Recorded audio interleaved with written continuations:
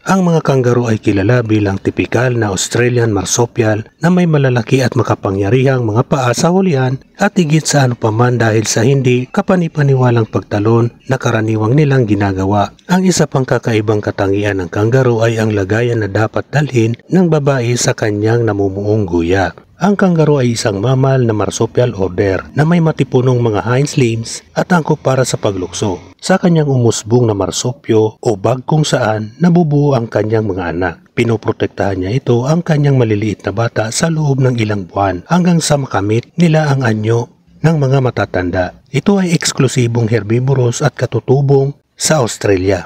Ang terminong kangaroo ay nagmula sa gunguro, isang salita ng gugu, Demeter or Australian natives, kung saan tinutukoy nila ang gray na kangaroo. Ang salitang ito ay unang isinulat sa Ingles nitong version na kangaroo ng ekspedisyonaryong James Cook noong Agosto 4, 1770. So ayan guys, patapos ang ating pag-i-sketch. Ako po'y nagpapasalamat sa inyo sa walang sawang panonood nyo sa aking mga simpleng sketches. So ayan guys, tapos na nga po. Maraming salamat.